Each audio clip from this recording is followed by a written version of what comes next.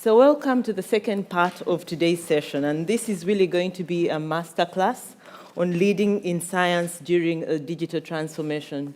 So I will be the moderator today. I'm Jaina Chan. I'm a pediatrician and one of the members of the intensive track program. I work as the principal advisor at Malaria Consortium, which is an international NGO, and I'm really happy and privileged to be here today. I'll just take us through a brief overview of what we intend to achieve with this panel. And we do know that over the past 2 years, digitalization has really gone quite key in the work that we do. And the dynamic digital transformation processes really have encompassed a lot of areas in science and research. Starting with the storage and analyzing data, we apply digital tools to communicate within the scientific community and even to translate scientific documents, papers, and manuscripts. So not only has there been assistance with work in digital tools, but there is also an expansion in the potential to transform our way of work, collaborate, organize our institutional processes, and even more. So on the one hand, we have digitalization that is driven us to more efficiency and performance on high communication speed. And we've had vast amounts of data stored within the internet, and also it's augmented a lot of the reality that we now have new knowledge and have also produced a lot and also uploaded a lot within the open access space. On the other hand, however, digital transformation also bears a number of challenges and pitfalls, and we will be listening to some of these. So, for example, introducing innovative data processing solutions within scientific communication spheres, and also dealing a lot with the skills and infrastructure that is required for this digital transformation. These challenges are even more complex for leaders in science when these leaders belong to genders that are subject to bias and inequality, such as women who still represent a minority on the landscape. So through this masterclass today, we really hope to address a number of questions. And one of the questions is, how can specifically our female leaders benefit from digital transformation? If we think female leadership being more collaborative leadership style, would it strive by or would it be distracted by digital transformation? And to what extent and in what way would this happen? What other challenges do we need to face while leading our teams and communicating our science? What insights do our panelists have and what have they gathered over their career paths? How can we face and address the challenges without overseeing the advantages of new technologies? And what do we still need to change to promote gender equity while digitally transforming our work environment? Who needs to change? Is it the decision makers? Is it the policy makers? And what capacity do these individuals have to shape gender equality? So to be able to address these questions, I'm really happy to introduce our three panelists this morning, all eminent in their fields. So our panelists include Tracey Brown. Tracey, you're welcome. Tracey has been the director of Sense About Science since 2002. Under her leadership, the charity has turned the case of sound science and evidence into popular campaigns to urge scientific thinking among the public and the people who answer to them. It has also launched important initiatives to expand and protect honest discussions of evidence, including All Trials, which is a global campaign for the reporting of all trial outcomes, and the Ask for Evidence campaign, which engages the public in requesting evidence for claims.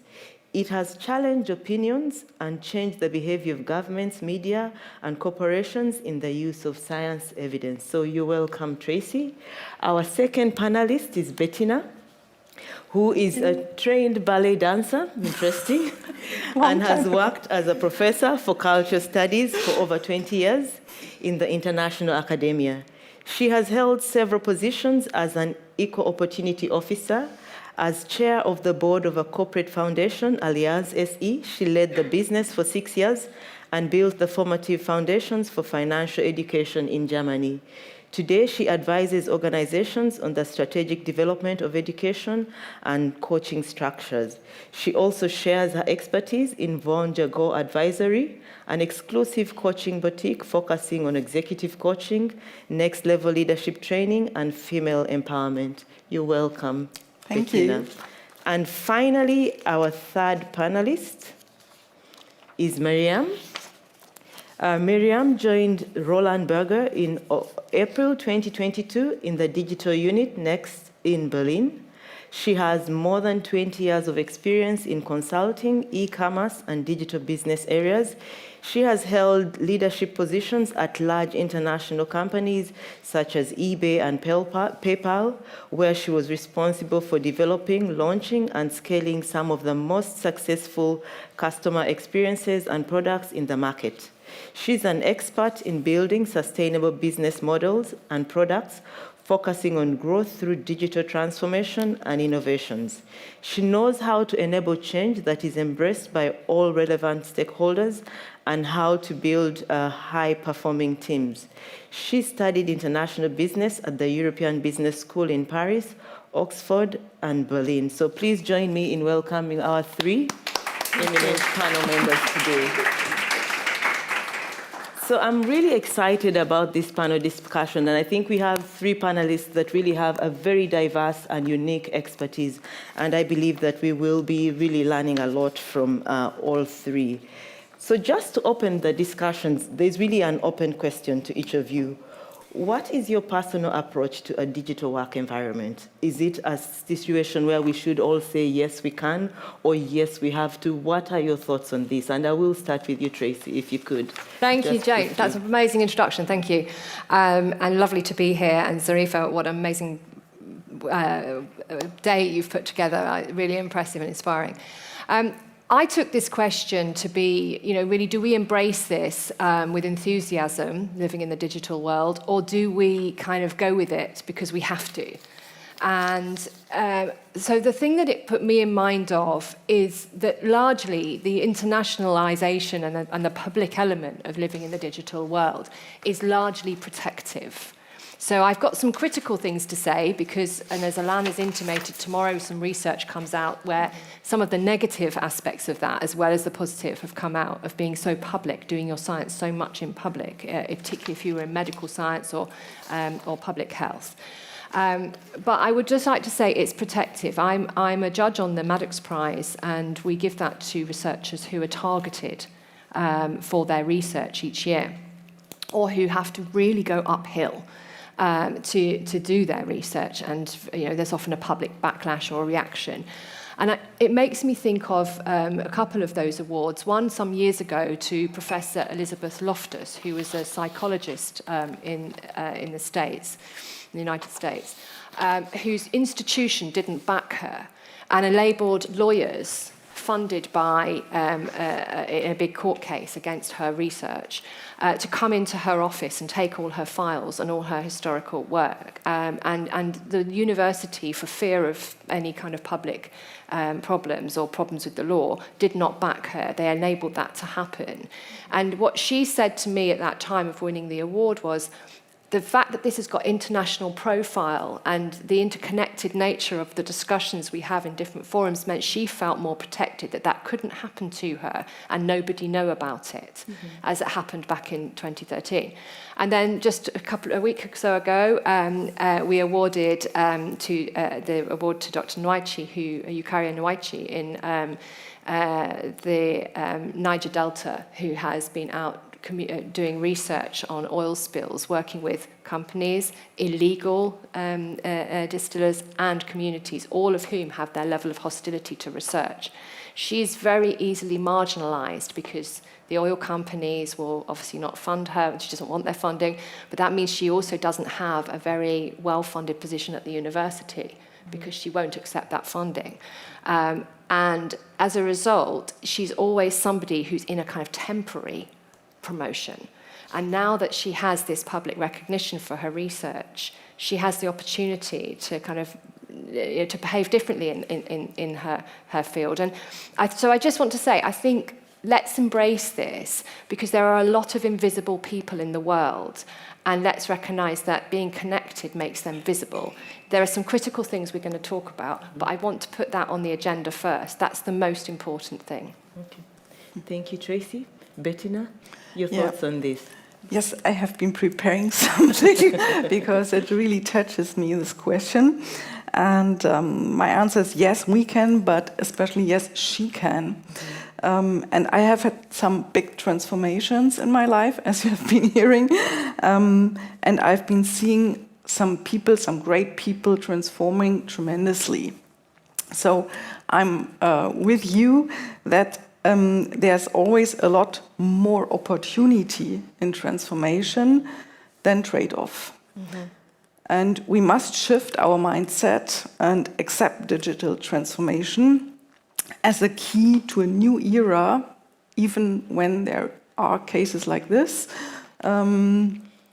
of human communication, and I want to point out human communication and relationship dynamics. I think that's really important to focus on. And at the same time, we should keep an eye on how to hold a safe space. I didn't know your statement, so this is really important, to hold a safe space of trust and confidence. We have been talking about confidence in the keynote. I think that's really, really important. Whilst dealing with uncertainty, because that's the big thing in the digital transformation, not only, but especially dealing with uncertainty, and especially in the work environment. And I have number one advice to create that safe space out of my perspective now as a coach. And this is really focus on what you can influence. Put yourself in the driver's seat and set healthy borders to what you cannot change or transform. This is my statement. Okay, thank you. Miriam? Yes. Hi, everyone. It's a pleasure to be back here again and see some of the familiar faces. Just very quickly to add on your point, to set goals that are attainable, right? I think that's extremely important because otherwise it just gets very frustrating. At the same time, however, they have to be ambitious. So it's always just like being at the border of being frustrated but still pushing on, I think, is one of the keys. To answer your question, I'm a really pragmatic person, and of course, being partner in the digital platform in a strategic consulting company, of course, digital transformation is at the heart of everything I do every single day. To be honest, though, if this is because people are embracing digital transformation or because they feel like they have to, I don't really care, as long as they do. Because at the end of the day, those that don't embrace and those that feel like they have to, they are hopefully an extinguishing breed. And eventually, they will be pulled in with the motivation from everyone else that is truly embracing. So it's really about being pragmatic and addressing those people that you want to include, that you want to motivate, that you want to take along on your journey, trying to figure out what is a win-win. What is it that they need? What are they maybe even scared of, right?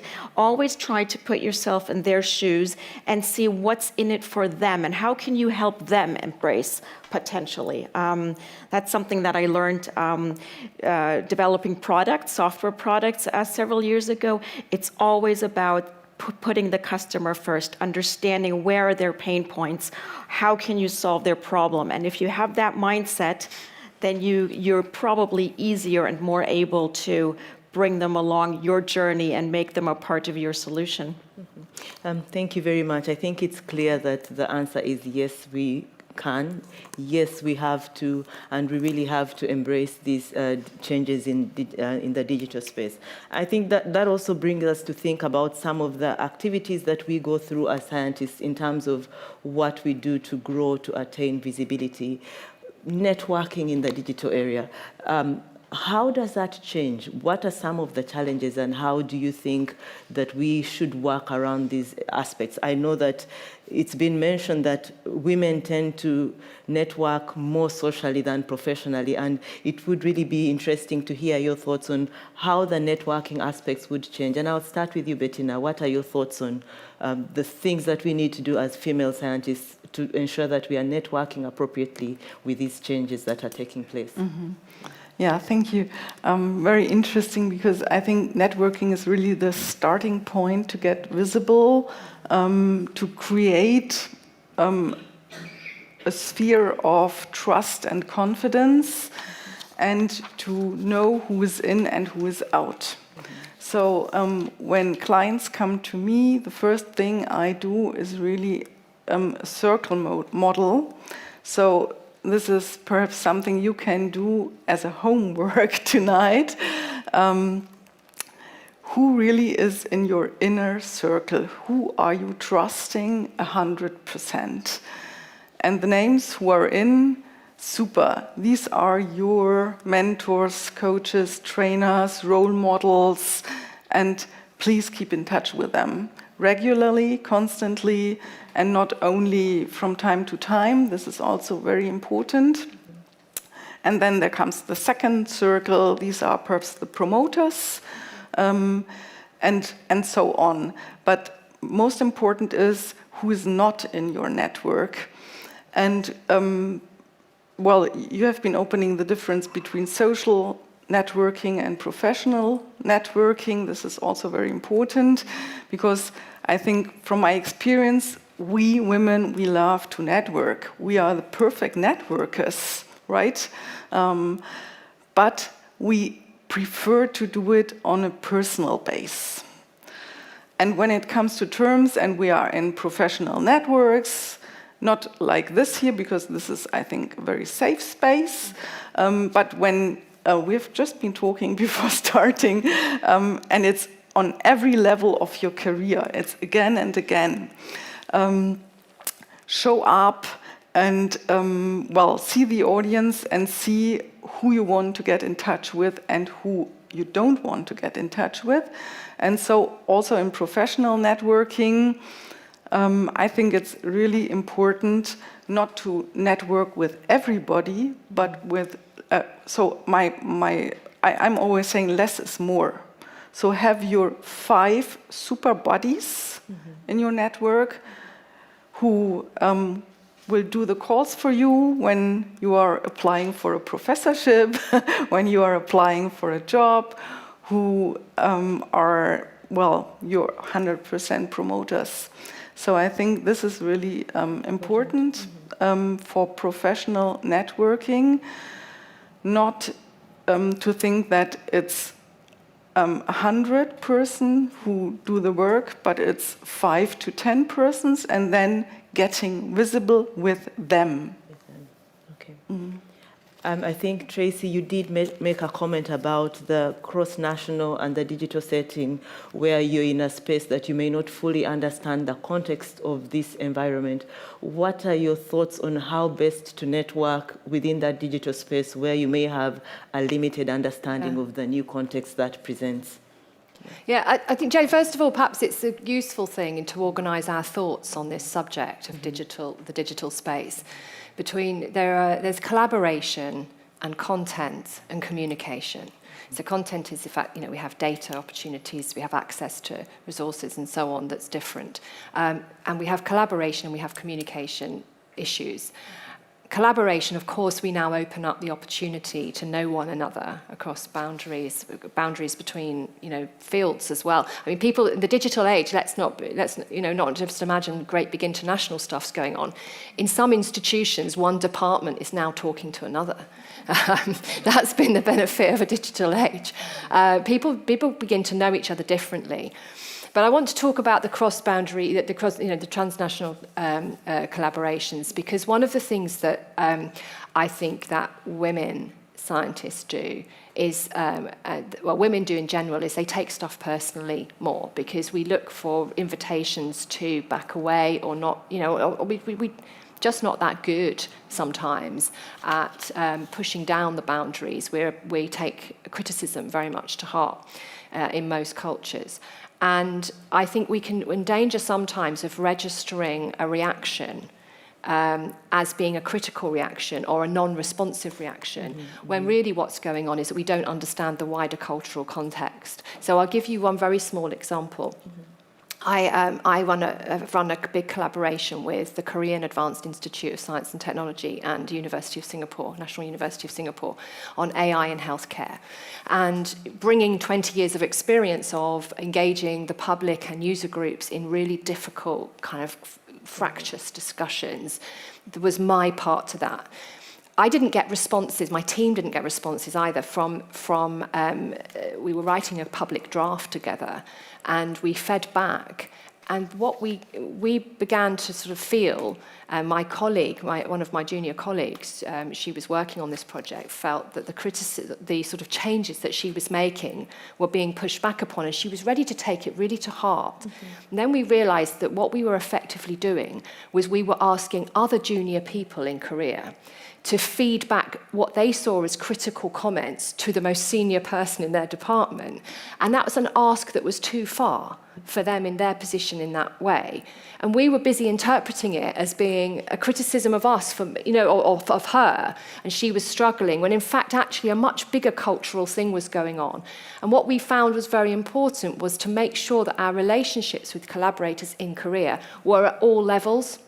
And we could have different types we could have formal and informal conversations going on, which meant we could then pick up on what was the blocker here, what was the problem for our collaboration, and understand it fully. And I look at that situation now, and I shudder to think how easily we could have misunderstood what was happening there, because we were, just going through that one kind of connection. We broadened it out. We understood then what the dynamics were. And my colleague then understood that it was not her that was being rejected. It was the manner in which we were doing things. So I think that's very important as a learning for us as we've kind of grown our collaborations. Okay. I mean, very interesting conversation. I think it brings up some of the contextual aspects that also impact on career growth.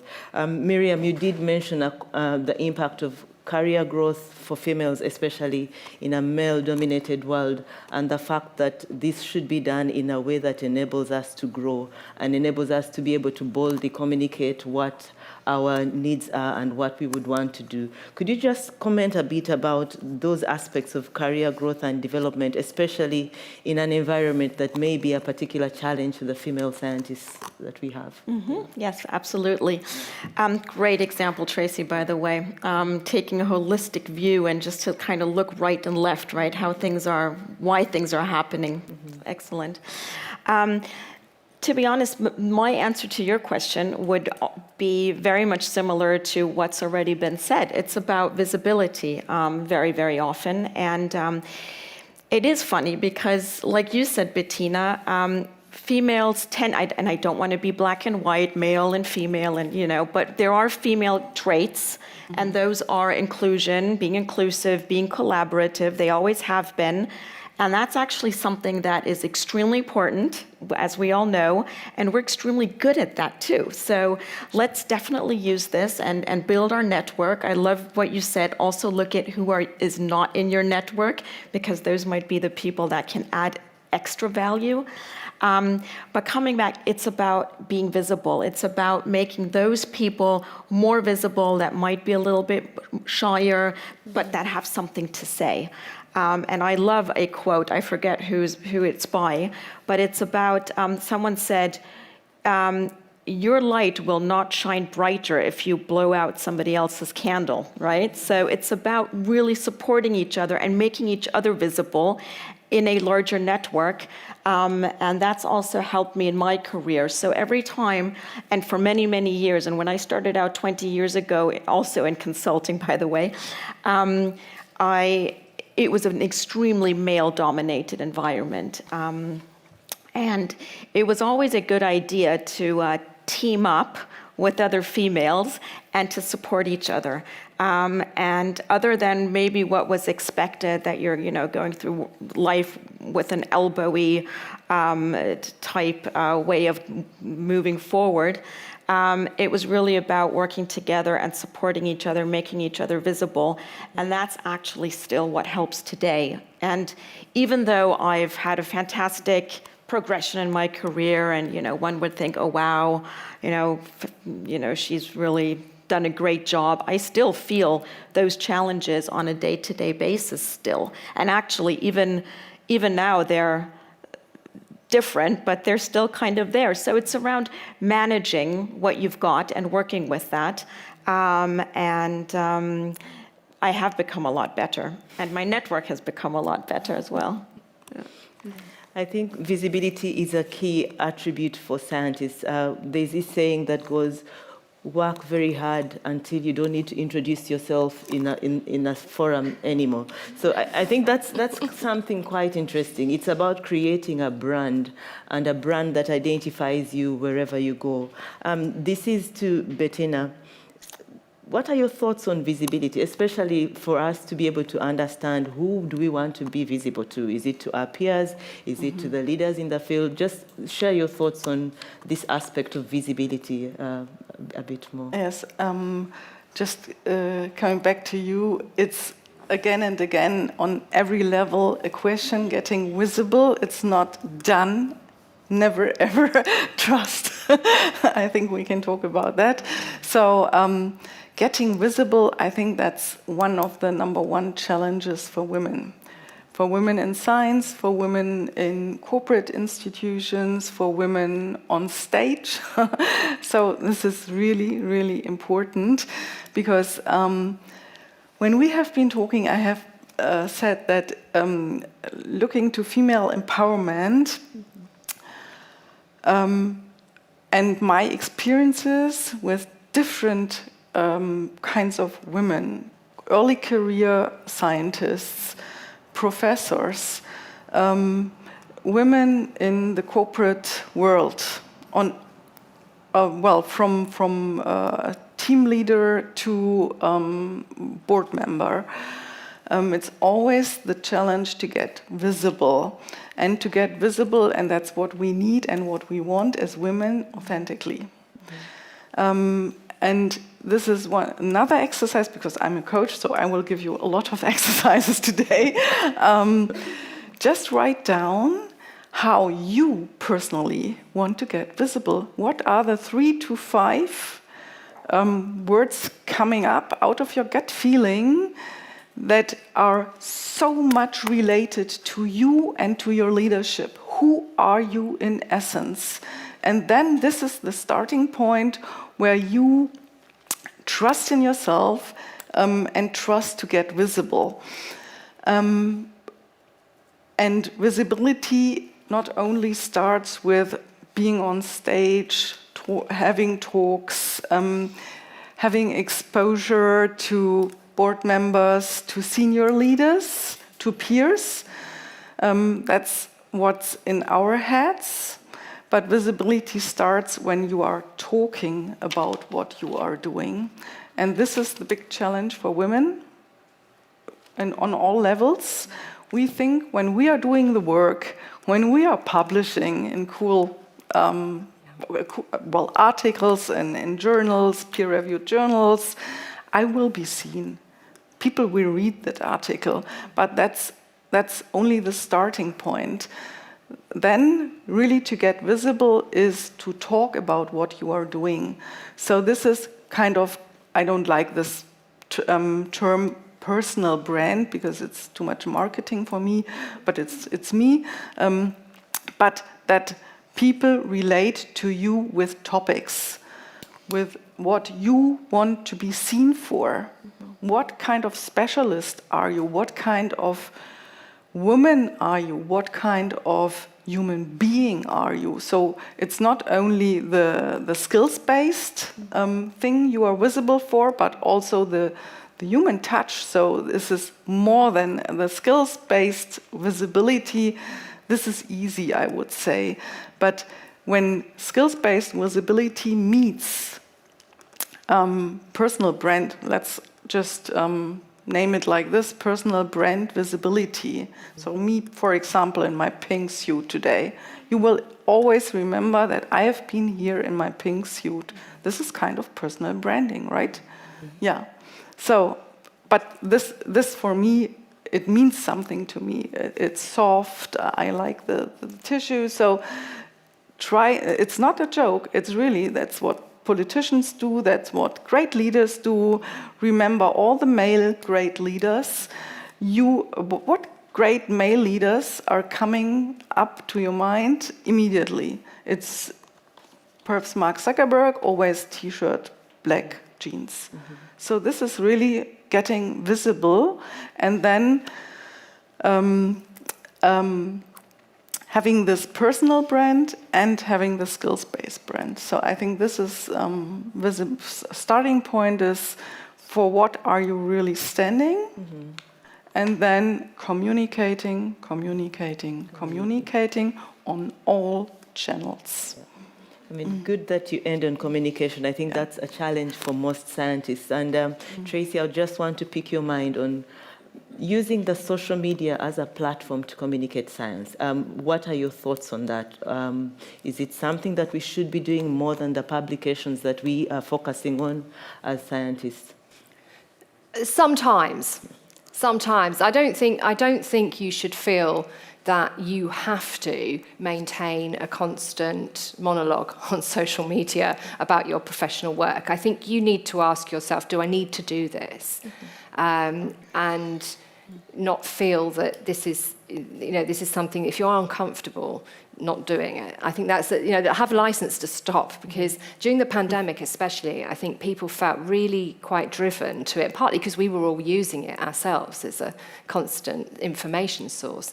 There are a couple of things that I wanted to mention, which is, first of all, there's something that's particular to science, and then it's also particular to women. So if you've got women in science, you've got this twice, which is we look so much to the views of our peers. You are trained, when you go into doing your degree, your PhD, your postdoc, you are trained to feel almost the attitude of your peers. When you write a paper, the value of peer review of that paper doesn't start when you submit it, it starts when you imagine submitting it. It starts when you write it. You are already internalizing that critique. Now, for the most part, that's a good thing that we, and it means we have constructive critique, constructive relationships within science, in other parts of the world, in politics, in NGOs. Not a lot of that works the same way. We can't sit and deconstruct someone else's work and it be received well. But in science, we have that. What it means on social media is a really big problem, because you overly respond. You are almost primed to hear the criticism. If you put something out about some epidemiological work and you get a nasty backlash because somebody, for example, as people have done with the anti-vaccination campaigns, with the COVID is a hoax campaigns, but also just people being rude and angry and frustrated. And that's fair enough, being rude and angry and frustrated during COVID. It landed very badly on working class people compared to middle class people. So then middle class people commenting on social media, or professional people commenting on social media, was not well received. It landed worse in some countries than others, and so on. Some people had access to vaccines, some didn't. So quite understandably, social media is a place where all these rude responses, all these frustrations of life, and so on, take place in a disembodied fashion. And what happens is a load of women scientists come and put themselves forward in that same primed for criticism way. And what you have is a nasty recipe there for really a quite negative and unpleasant experience. So what I say is, if you go down the social media road, depersonalize it straight away. Try and talk yourself through, make yourself self-aware of just how much in your normal career you're primed to be listening for criticism, and realize that you must not allow that to happen on social media. You have to disembody yourself a little bit if you're going to go down that road. It's not appropriate. It's not an appropriate way to respond. Even if the person writing some nasty or just thoughtless reaction to something is a senior professor in your field. Right? It's not the same. They are not there in the room with you. They are not acting in a professional capacity, and so you keep it at distance. I do have a bit of advice, which maybe we'll come back to further in the discussion. But on this subject, I don't want to lose it. Okay.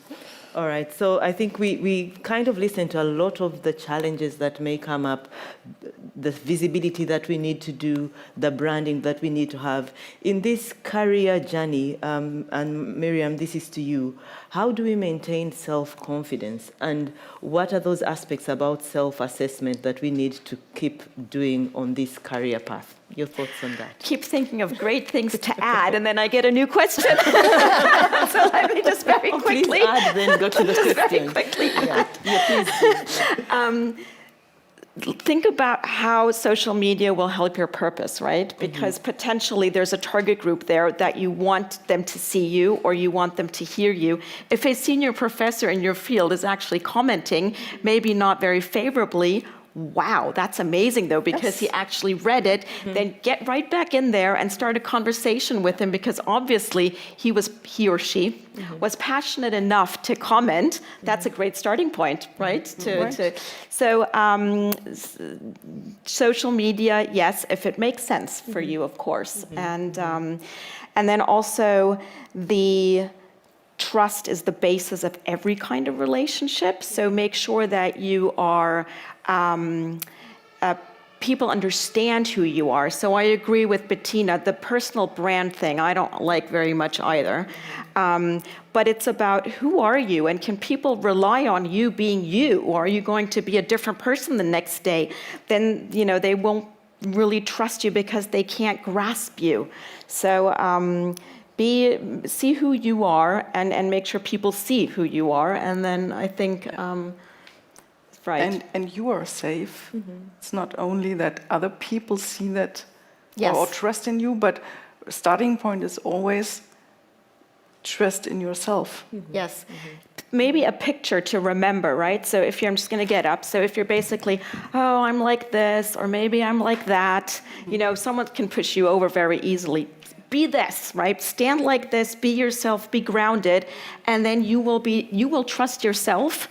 You trusting yourself is going to make other people trust you, just because they don't really have any other choice, because you're so certain about who you are and what you want. So yeah, just picture yourself standing on both feet. All right. To the other question. Yes, please. Can you repeat it, please? So aspects, given all the challenges we've been listening to, and basically in this career path as female scientists, what do you advise about maintaining self-confidence and essentially those steps of self-assessment that we need to reflect on along the journey? Well, adding to what I just said myself, to knowing what you want and who you are is so important. And then also not, spreading your attempts too broadly, but really think about I always clinch when someone says, you have to focus. And I'm like, yeah, but I don't want to focus. There's so many cool things out there. I want to do this, I want to do this, I want to do that. And I think it's about, you can do all of that, but start with one. Start with one at a time. Focus on one in one particular moment. And go out there. If it doesn't work, now, I'm not sure how it is with research, to be honest. Maybe there's a different set of rules of how to be successful in science. But in my world, it's about focus on one thing first. If it doesn't work, go ahead, do the next one. And your gut feel will tell you if it's time to move on to the next one, or if there's more in there and you have to stick with it a bit longer. So it is about focus, but it's about knowing when to let go. Any additional thoughts from the other panelists on that aspect? Same. I can agree on this focus thing. I think it's also important for you as early stage career women, just relate to 1-2 topics, and then, as you said, you can shift, but do your work on 1 or 2 topics. Be related with the specific field, and then you can change. Okay. And another thing, because it's coming up again and again, so dealing with feedback, or you call it criticism, that's really, really important as a leader. And you will have this on every stage on your career. For me, feedback, taking in feedback is really a gift. Nonetheless, how this feedback is sounding first, when it comes in first. So you said, don't take it personally. Yes, we tend to take it personally. But feedback, really, it's a gift because you can learn. And when it is that you learn you will never ever collaborate with this guy again. This is also a gift. Yes, you know, he's out or she's out. Yeah. Yeah. And for sure, don't only ask for feedback to your best friends. No, never ever. Ask for feedback with the people who you think are going to crush you. Yes. Right? Well, somewhere in the middle, I think. I think we all benefit from from finding one or two critical friends in our lives, and I think understanding people who have your best interests at heart, but are really prepared to be honest and are not so busy worrying about your good opinion of them that they're prepared to tell you if they think that you're going the wrong direction with something or that you could do better than you're doing. I think that's, just personally speaking, that's a really incredible. I was really blessed with having a vice chair at Sense About Science, Bridget Ogilvie, who was head of the Wellcome Trust. And she was the kind of female leader who didn't pull the ladder up, actually, but really sought to put a hand out. But she never put a hand out to me uncritically. You know, she was probably the first person I was most run to with a problem, but I was always the most afraid of. And I think you know, she retired recently, and I thanked her enormously for that enormous support. So I think it's incredibly important. There was something, Jane, that was mentioned earlier about focus and so on, and I think it's worth mentioning when you're starting out in your career and everything glitters, and you know, then you've got a digital world in which you're operating, in which you become much more hyper aware of what other people are doing. So I mean, already he's still in my life now. You know, I'm in fact, if anything more so, contacted all the time by people saying, "We've got this really interesting collaboration. Do you want to be part of this European grant? Do you know, you've got some great advice to offer on this thing?" And before I know it, my entire schedule could be filled with trying to help other people apply for grants, get their papers submitted, publish, organise events and things like this. And you really do need to sort of ask yourself a question. And mine is always, when I made my plan for this week or this month or whatever, did it include doing this? Did it include worrying about this issue? And I do the same also for when someone has diverted me with criticism. Did it include spending 4 hours trying to craft a clever response to a professor who's had 4 glasses of wine and posted underneath my thing late at night and probably is already regretting it this morning? Did it include spending my precious hours on this? And okay, if no, do I remind myself what I set out to do, and is this genuinely something which adds to that or is worth trading off that?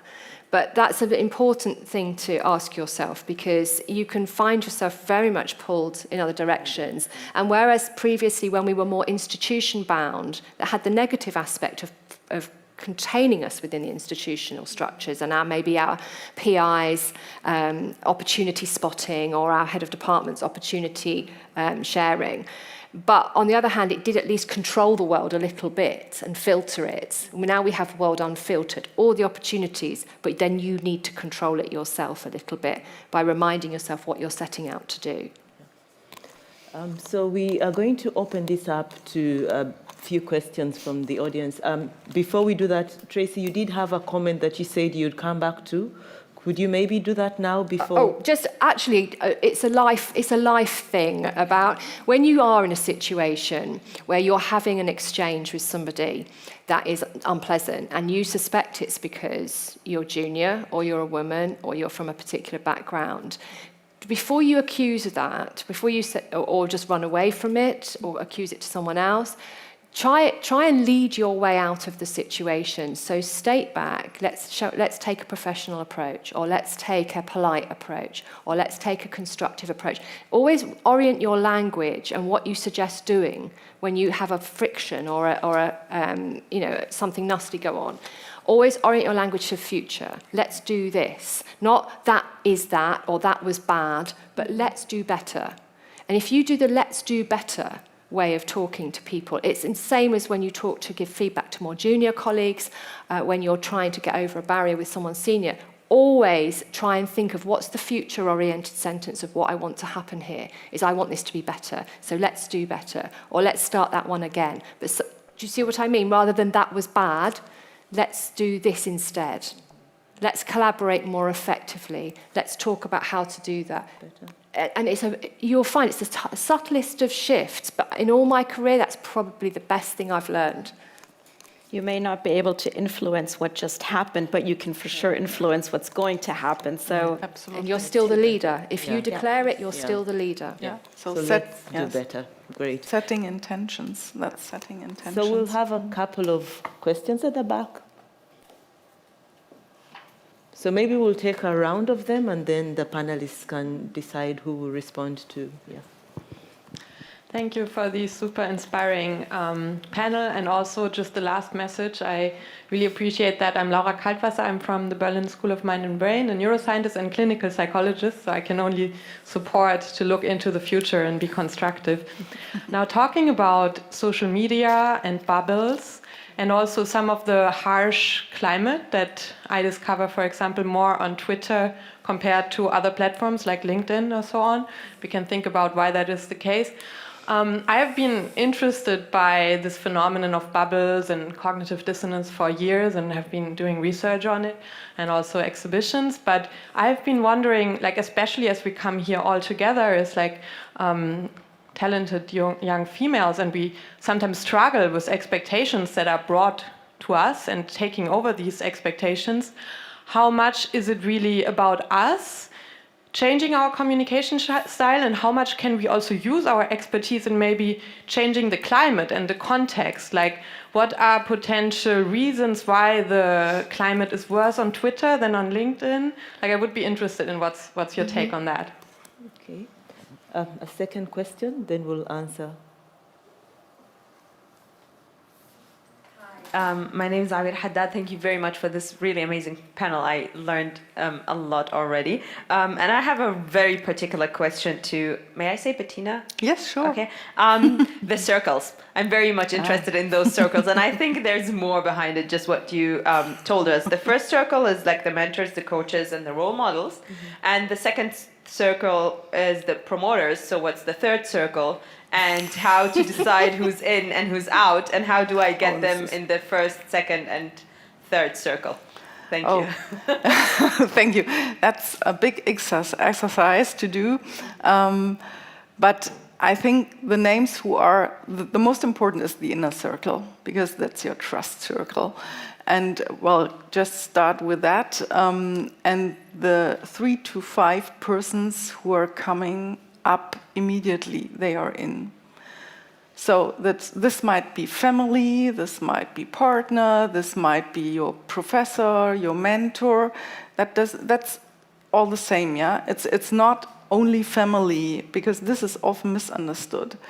It's the persons who you share almost everything with.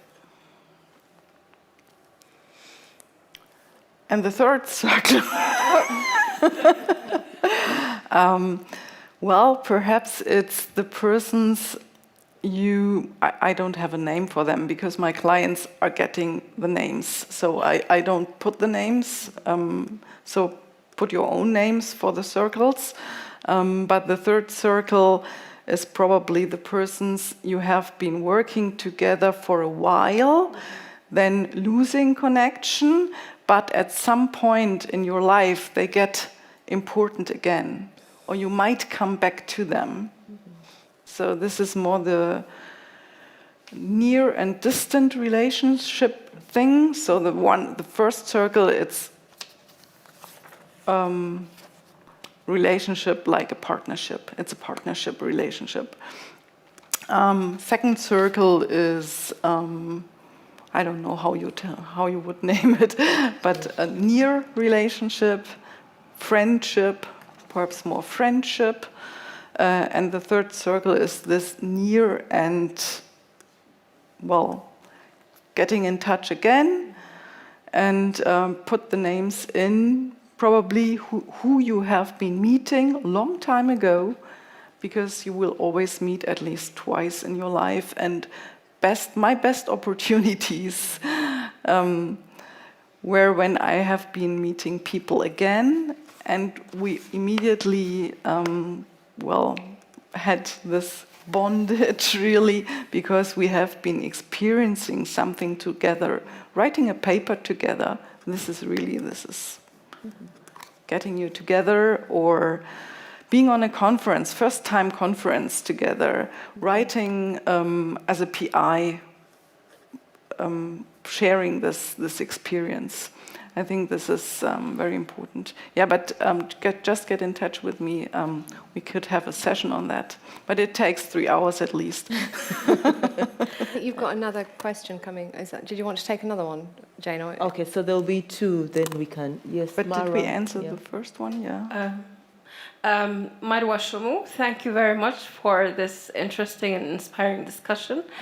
My question is to Tracey. I don't know if I understood you correctly, but I find it difficult to think of moving forward or thinking of a better communication with someone that you might be identifying as discriminatory towards you. And I think this comes out as gaslighting, and it's better to train women, people of color, people who are marginalized because of their sexual orientation or their religious beliefs, people who are visibly different, to be able to recognize this discrimination and to provide them with a kind of training they need. And also, what about the safe spaces and the legal channels that they can proceed? Because we are struggling. I have to be honest and say, in academic situations where there is very stiff hierarchies, it's very difficult to actually talk about abuse, especially when it's targeting a woman, especially when it's targeting a foreigner. And to be expecting or putting the blame on a person who is not, who is being discriminated, and that they should think of approaching it in a better way, I think is a little bit unfair or unjust. Okay, so we have 2 questions that. Well, I think I should just answer that, because I don't think and that then that was you answer that a first, characterization of what I said, but putting blame anywhere at all. It was actually about how you manage your relationships, for example, with juniors that you're working with and others where the relationship doesn't go so well or you have a problem. And it's about being future-oriented in that regard. I think it's a good life lesson in all relationships, and all relationships will have their bumps, even with people who are incredibly constructive towards you. So that's an important thing to do. If someone's behaviour is deeply discriminatory or even criminal, then that's a different proposal. And I think that then you need to withdraw from something, or if you have power to do something about it, then you have to do something about it, or seek help from someone else to do something about it, which is a different thing. But I think sometimes people's just normal interactions, their professionalism slips, and they can be reminded, or you can extract yourself from a situation where someone is making, for example, a level of criticism. Sometimes it's just bullying that goes on with more senior people. They can get away with, not taking the kind of care and thought with feedback. And so you can say, let's be professional. And in a sense, you're being quite yourself, you're taking the moral high ground, I suppose, is what I'm saying. And this is particularly relevant to a situation we're talking here about in a digital set of relationships, rather than maybe someone who's blocking your progression at work or something. But in an online set of relationships, particularly, you can appeal to somebody's better nature with let's move things to a more professional setting. And that brings me to the question that Laura asked, which is on Twitter. I think the strange thing about Twitter was it was set up with no ground rules. And I don't mean ground rules by what Twitter says is a community action. I mean in the sense of our social expectations. So Facebook, right, we only yeah? Facebook's largely there for us to love each other's dinners and holidays and outfits and to share stuff with our families and things. So it's a liking culture, and actually being a negative person on there, you come off as an asshole, basically, if you do it. And so, and everyone knows it and you feel it. And on LinkedIn, again, it's about professional support, and you feel almost like if you were to say something careless or unnecessarily rude, you would feel really embarrassed in front of everyone else professionally seeing you there. Twitter, we all created these places, like there was academic Twitter, and then there was kind of PR corporate, promotion Twitter. and there was different groups of people who were collaborating through Twitter, and there were rows and political Twitter and media Twitter. And then what happened with the pandemic was they all just went, hey, let's all talk to each other. And the worst kind of behaviours of the political and the media kind of then came into the scientific. My thing about Twitter is I had the thought experiment last night. What if Elon Musk just got rid of it? Because he really doesn't want to be running it. And would we start it again? And I actually don't think we would. I don't think we would start this thing called Twitter all over again. And I really wonder, does it add to the stock of humanity now on the balance of things? I'm still making my mind. It was only a question I asked last night, so I'm making my mind up about this, Laura. I'd be really interested to know what younger people than me think. But I really think we can probably live without it, and we honestly wouldn't reinvent it. I think we would invent other problems and other issues, but I don't think we would invent the Twitter one. I think it is particular.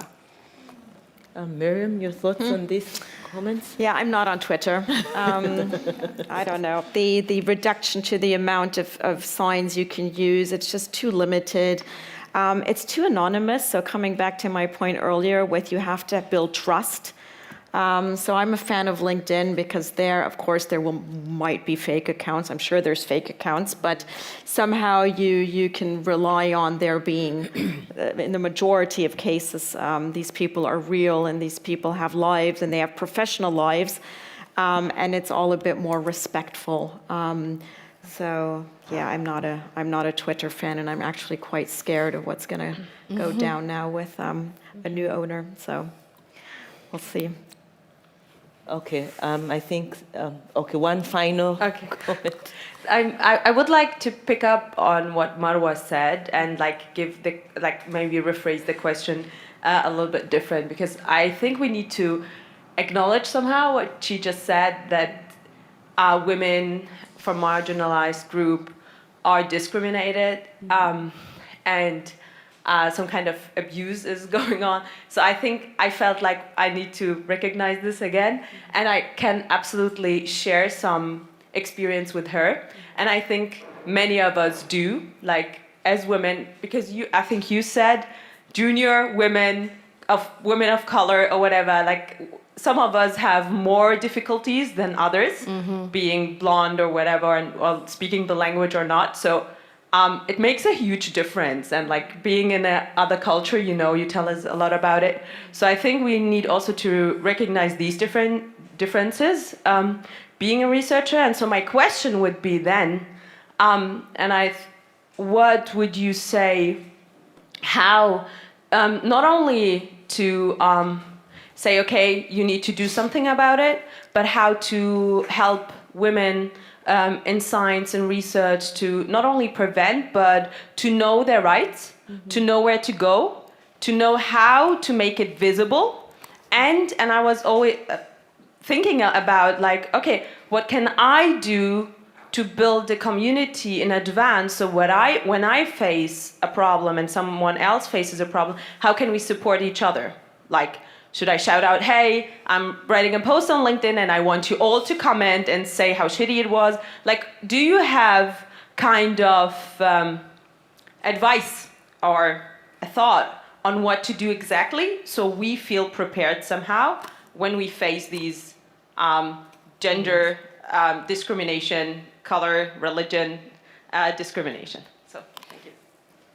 I think something like this would actually be worthy of a dedicated session, because there's a real risk of just saying one or two sentences and that works for people in Iran but not Russia, or it works for people in in Spain but not Peru, and I think it's a really important subject, but it probably needs a more detailed discussion. I think there are forums actually online that as well as groups that are discussing this. But I think perhaps it's one for Zarifa and colleagues to consider, because the best way to have this discussion is also not to have just an expert on stage, but to pool the experiences and to try and almost like workshop different ideas about what works and what has worked in your environment. So, for example, I mean, you use colour as an example, but I can tell you I worked in Russia in the early 1990s to set up centres for social research in the former Soviet Union. And it was, you would say that's a kind of, I suppose, a European community, but it, for me, had more in common with what I've seen with people that I collaborate with in Nigeria than it does with any other European community I've seen in terms of how you find your way through a university structure as a female researcher. And it had some problems of its own that I've never encountered in Nigeria as well, I have to say, on the sexualization of the relationship as well. But I think because of that diversity of experience and what might work for you, it's worth having a conversation about. What I would say, in finding a generic response or a helpful response, what we started out talking about being more networked, and being more visible. And I think there's no world in which I think that is a problem for you.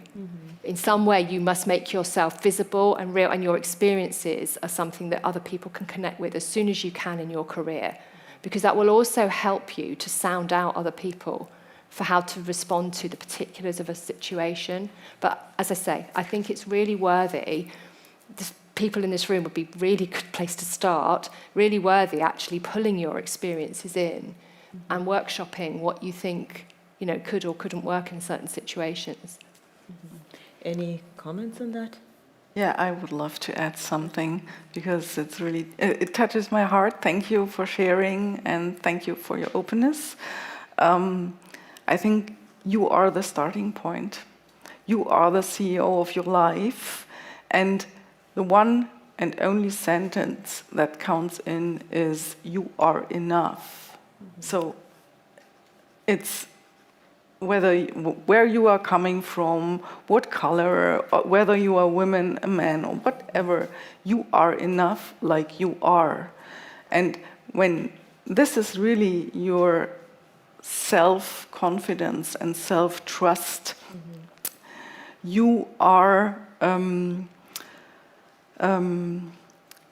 doing your work from another place, and people will react to this. So set your intention that you are enough, like you are. And then it's really, I have this again and again in coaching sessions when women come to me because of so-called, I'm not visible, I have no standing, I'm bullied, whatever, yeah? The starting point always is that they are not truly convinced that they are enough. So journal about this sentence, who you are in essence, and that you are enough. I'm enough like I am. So this is really the starting point. And then don't identify. We had this, don't identify with what people are saying to you. It's not you. It's another person's opinion. Miriam, any final thoughts on that? Just really quickly, I think you need that separate session for sure. We're white, we're blonde-ish. We're probably not the right people. I know what I do to make sure I'm inclusive and make sure that everyone is heard, and I'm all about diversity and inclusion and really making sure that people that are a bit shyer, that I maybe, if they don't want to talk out loudly in front of everyone else, to then take them aside and find out what they're thinking. But that's what I do. I'm not going to say I know what it feels like to be a person of color, what it feels like to be a person. Well, I know what it's like to be a woman, but I don't know what it is to be a lot of things. Yeah. So I think that would be a really good idea to have a separate workshop. Great. Next time. Should we take one more? I think just one brief comment. We are running out of time. Yes, I just was wondering, how is it possible to build a genuine circle online?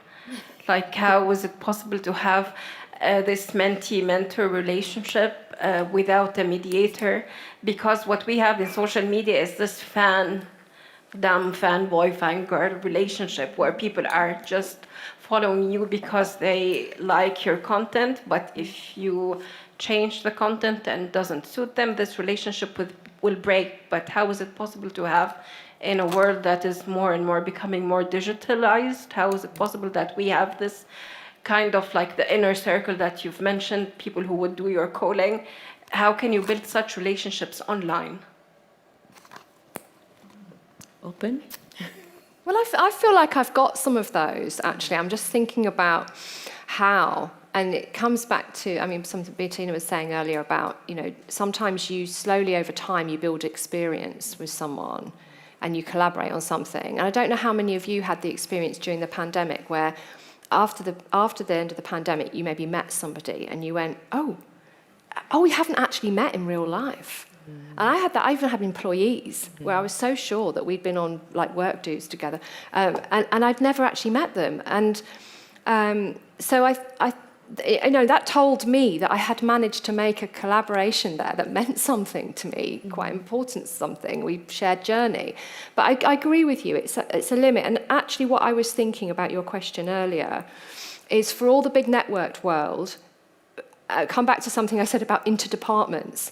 Sometimes where you'll most benefit, if you're really struggling and you're very vulnerable to being isolated by somebody's behaviour or blocking activity for promotions and things like this, then your network is very important to build within your institution, to other people in your position in other departments and so on.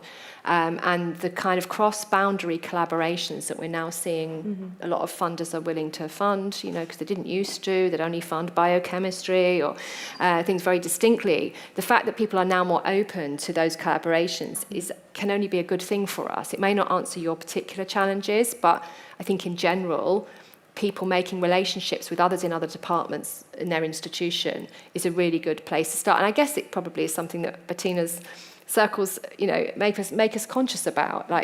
And if you have a prior set of thinking about who do I really care about? Who do I care about emotionally? Who do I care about professionally? Then you also can say to yourself, actually, do I care about, you know, there's this person in my wider, I don't care what you think kind of group, and you've already decided they're there. But I think, you know, in the kind of situations that you asked about, first of all, like, do I actually report this behaviour? I do think you need the closeness of someone who's, you know, in your more real, you know, not rather than your virtual circle. Okay, so if there are no more questions from the audience, I think we will be winding down this session.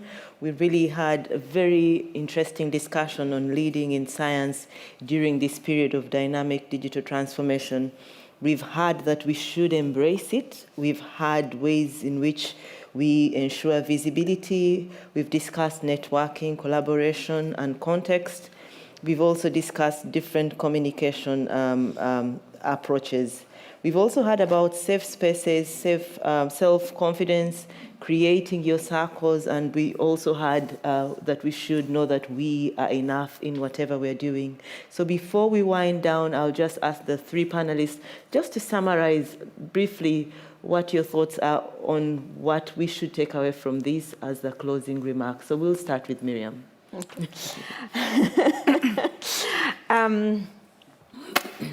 So to summarize, it's about trust, it's about communicating a lot, being visible with what's important to you and who you want to be.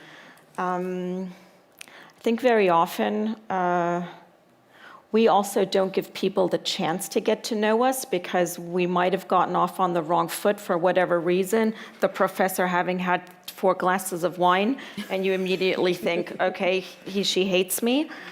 But actually voicing your opinion, getting out there, giving people, seeing it positively, giving them a chance to get to know you, give them a chance to learn to trust you, and then relationships get built also for the inner circle.